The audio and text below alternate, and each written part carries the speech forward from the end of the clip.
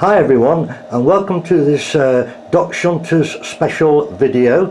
And in this video I'm going to be talking you through the life story of the Dock Shunter, from its origins to its removal from the catalogue 16 years later, where it sold over 100,000, making it probably one of the most sold Triang locomotives ever. So please enjoy. Now, although the Dock Shunter's first appearance in the Triang catalogue was actually 1957, the story about it actually starts a few years early to that, and it starts with this, the bogie. Now, this is the very bogie that is used in the Dock Shunter, but it first started out life in R55, which is the single-ended diesel red and silver one that Triang had out in the mid-50s. The bogie itself proved to be extremely reliable, and extremely great performer. Now, it also then went on to be used in R155, which is the transcontinental switches, and it also then went on to be used in R159, which is the double-ended blue diesel, etc, etc. Now, round about 1956, late 56, early 57, Triang wanted to make use of this bogie because it was so reliable. They wanted to just find a simple solution to making a quick, short, cheap loco. And so what they did, they used this very, very popular bogie to do so, and they developed the body of the Dock Shunter.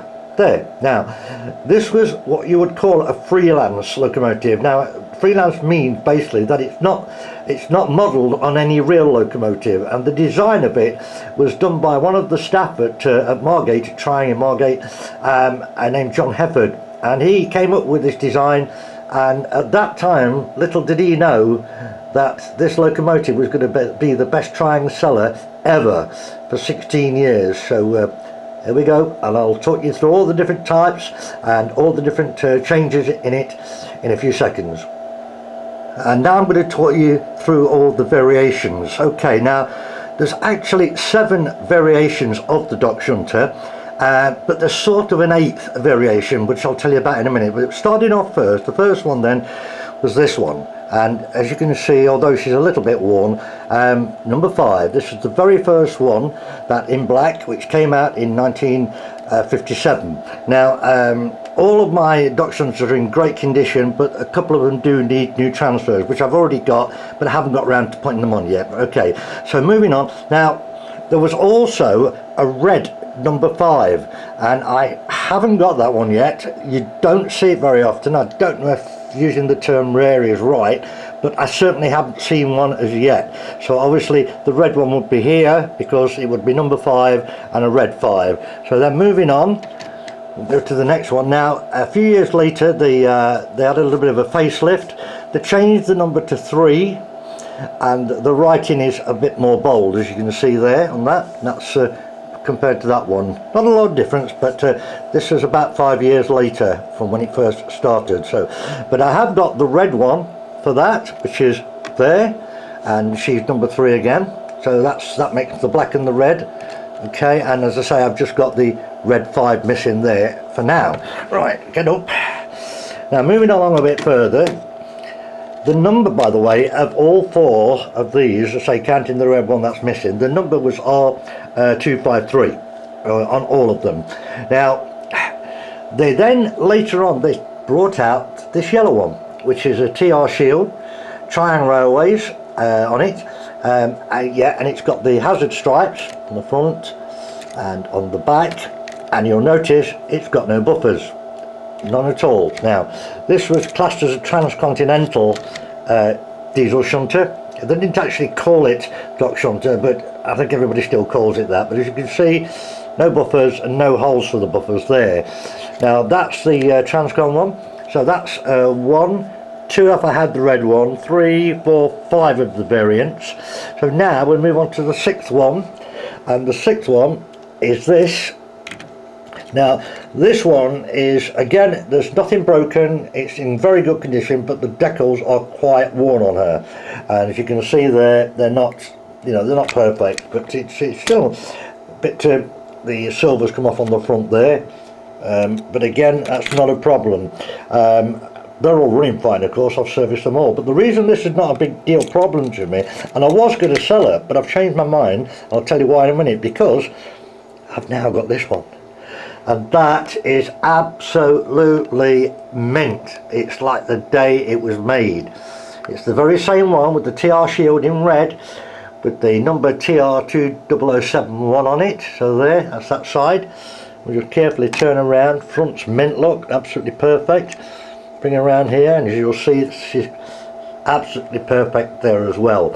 Now, the thing is why this is quite interesting is when they decided to do the transcontinental ones without the buffers, the tool, the machine, the moulding machine, they took the pins out which would make the holes in the front and the back for the buffers. And of course, obviously the machine then filled it in with plastic, which is what you can see there.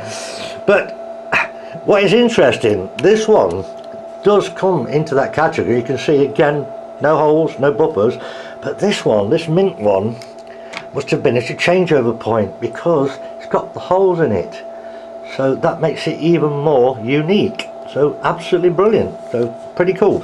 So what I'm going to do with this one, because it is the same obviously, so what I'm going to do with this one is I'm going to strip it and I'm going to paint it in another colour, something that has never been done, like a green or a nice blue, and I've got the new transfers for it, so I can make my my own colour scheme up on that one.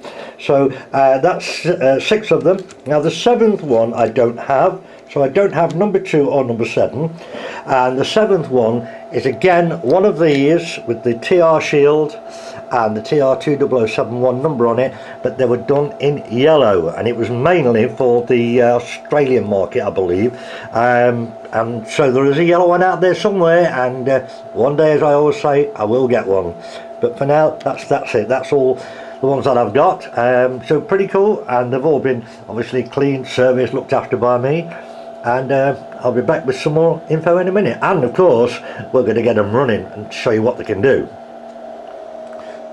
So there we go, folks. That's all 7 versions. Not that I've got all them all, I'm still missing 2. As I say, so we've got 1, 2 if I got red 5, 3, 4, 5, 6, and the 7th one I haven't got, which is the yellow one of the TR20071. But I did say to you earlier that there is a sort of 8th one, and what they did do a red one with no writing, no silver front, nothing, just plain red, and it was used in a kiddies set. I think the number for that was 655. I'm not really fussed about looking out for that one, but I definitely want a red number 5 to go here, and I definitely want a yellow TR20071. So there we go, that's all the different variants. Oh, and by the way, yeah, I said to you the number on the buffered ones were all R253. The non-buffered ones were R353, so that was just a change of the number there. So okay, right, I want to show you something else that you might find quite interesting. I'm going to swing around here back to this bogie. Now I'll explain something to you about this. Now I'm hoping the camera's going to pick this up. You've heard me talk about it many a time before. If that focuses, you can see on those wheels there that they are ribbed. They've got the canal, ribbed, canal, serrated, whatever you want to call them. Now the thing is with these, they do make that nice diesely sound, which I really love. But the problem is, and I don't know if you're going to be able to hear that actually, it's catching on the sleeper grips, and that's because the flanges are tall. And the other problem with these bogies is if you put it here, down here like this. Now if I was to take this round and show you, as it comes round, when that front wheel there hits the frog there, it lifts it slightly and it will stall on the frog, on the plastic frog bit there. But what I do with all my bogies, like the Dock Shunters, double-ended diesels, double-ended electrics, all of them that has this power bogie, what I do, I change the wheels for, again, might have to wait for the camera to focus, but we'll see. Yeah, there she goes. Right, you can see all nice and shiny. These are smooth wheels. They're not ribbed, so okay, we do lose the diesel sound, but I can live with that in preference to the fact that they've got small flanges on them, which means that these will run over Series 6 points without a problem. So we'll put that on there. Try the other way. There you go. Over the points without stopping. Now that's what you need to do. Changing the wheels on these is really easy. All you have to do is simply take out those two screws holding the plate in place, gently lift the plate over and round, take the wheels out, put the replacement ones in, the complete axle that is, and you can pick them up off eBay. Most sellers advertise them as smooth wheels for Transcon or Transcon Continental diesel or something like that. So yeah, I mean, I bought loads obviously to convert on my locos, but that's what you do. So I'm just gonna have a break for a few minutes, quick cup of tea, and I'll be back and we'll have them all running. And what I've done, I've started over here with number 3 on the front of a very simple rake of all various open top cars, 16 of them, open top wagons there. Now I'll point out to you again, the first 8, I believe it's first 8, they've all got the old open axles, and these do present a lot of drag on the locos. Now you've also got to bear in mind, I've now replaced the ribbed wheels with the smooth wheels, and the ribbed wheels do give it some extra grip. We haven't got that now. Now I know this is going to struggle just to pull that 16 round, but not a problem, because we're going to sort of double head in a minute, but we'll just get around and I'll show you what I mean. Right, she's wheel spinning. You can probably hear it. I mean, she's doing it. Once you get going, not so bad. Come down this way. Yeah, she's doing it. But what I'm going to do is stop her there, like that. I'm going to go back 8 cars to here. 1, 2, 3, 4, 5. 1, 2, 3, 4, 5, 6, 7, 8. Sorry, to here. Right here. And I'm going to put the next one in between there, so bear with me for a few seconds. Okay, I'm back and I've done that, and I also knew through previous tests and checks, of course, that number 5 is actually the faster of the 2 black ones. Now I've deliberately put her at the front now rather than number 3 for the very same reason as always. When you're putting more than one loco on one line, you need the faster one at the front so that it's pulling the other, keeping everything coupled properly. So with the 2 of them on there now, it's going to be no bother to get this round at all now. So here we go. There goes number 3 there up. 8 cars back, 8 wagons back. So that's the 2 of them. And of course that's no bother for those at all. There you come. Yeah. Number 3. No trouble for those whatsoever. We'll leave her running there. Yeah. Come on, round once more. Yeah. Yeah, you can hear them purring along anyway. Okay, cool. So now we'll come down here, and I've got everything going right in the same direction today, just to be different again. Right, and we're going to put red 3 on. Now I know, again, through previous testing up front, that she will pull this rake of wagons, tankers, and she will do it. Now this is obviously because a lot of these are later ones. They've got the needle roller bearings, and obviously very easy to pull, less drag. So here we go, just a load of different tankers of various types. We'll come around here again. There we go. Yeah, no trouble at all for us to pull those. Yeah, absolutely no problem whatsoever. Just leave those both going. But what I'm going to do, I'm going to stop red 3 here for a minute. Although she doesn't need it, I'm going to put this one on with her. Give her a little bit of a hand. Okay, so as I say, I know she don't really need it, but away we go. Yeah, yellow or red 3. So 2 double headers. Something else worth bearing in mind, guys. You know, like here, I've got that one at the front, and I've got the black 3 halfway down the train. if I'd have stuck them both on the front, which I can do, obviously, I have had it happen before, right? When you've got a lot of short trucks, particularly on the first radius curves, because of the drag factor on them, especially the older ones, sometimes the whole lot just tips over on one side. And by splitting the power of the two locomotives one halfway down the train, you don't get that problem. So, worth bearing that one in mind. Right, to the next one then.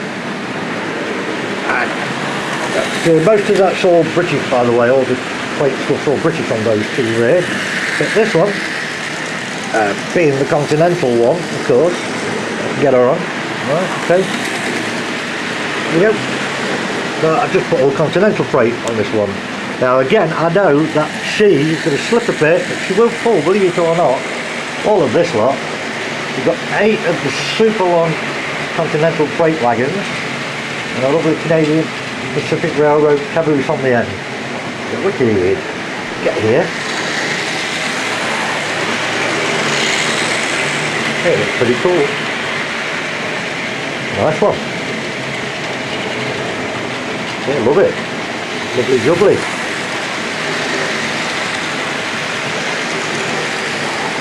Slow them down a little bit, I think. Probably going to read around too fast. It's time to see them better. Yeah, that's better. That's a bit better. Back to the black one. Oh yeah, she's here. She's there. Yeah, very nice. Okay, well, one more thing to do, and then I'll get a few more shots. I'm going to come round here again. I'm just going to stop this outer line, the red one. I'm going to stop her over here, right at the end, just there, and I'm going to put on the end, I'm in condition 20071 on the end there, and then I'm going to add something else, so bear with me. Yeah, I'm back. Okay, right, what I've done here is we're going to go around again. We've got the one on the front there with the 8 extra long wagons here, as you've already seen, and then I put on the back the R2071, the nice mint one, and then I've added to that some more continental wagons. So we've got 1, 2, 3, 4, 5, 6, 7 more continental wagons, and I'm going to add on to the end of this. Right, oh, now, what's so special about that, you all say? Right, I can tell you what's special about it. The red ones, of which I have 2 of them in perfect condition, are really, really not fetching any money at all. You can get them for a few quid, dirt cheap. Even with a chimney on them. Most of them are broken, but yeah. The yellow one, which is already in the middle of this train, this on the outside here, the Canadian Pacific one, that fetches reasonable money, but this one is special because look, first of all, it's in blue. Okay, so it's quite a rare one, in blue, and it says underneath, see it the right way up, hopefully you can see it on the camera, it's focusing alright, it says made in New Zealand and Australia, so that is a special one. So she's going on the end, so get that on now while the train comes back round. Come on, quick. Sorry, I'm looking at I'm doing my fingers. Right, got it. You have to be quick, I don't want to catch the one at the back light. Okay, so she's on. And of course, yeah, and the chimney's fine on it, which is perfect. So we'll couple that up, and away we go. So that's it. That's it. Double twin locos. Sort of a double length train, all pulled by the dock shunters. First one there up, the 8 wagons, extra long continental wagons, caboose, and the second red loco, and the blue caboose on the end. Right, okay, let's go for a couple of shots. Get up and round here. Right, wicked. That's pretty cool, all going the same weight. And it's really busy as well. Yeah, by the way, calling them a dock shunter, which is the proper term, they are also called dock authority. some people refer to them as that, and some people even call them a dock switcher. So yeah, but dock shunter, it seems to sound right. So there we go everybody, that's all 6 dock shunters all running together.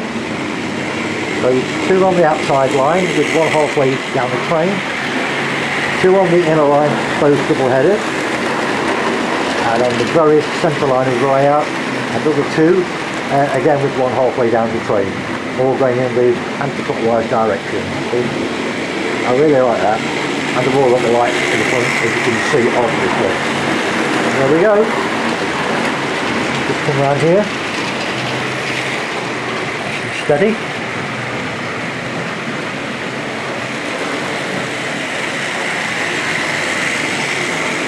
Yeah, speed looks good as well.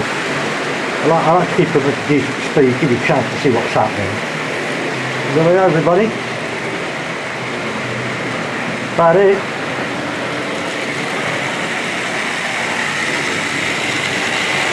That's a pretty good shot there. Yeah, that's pretty cool. Well, there you go folks.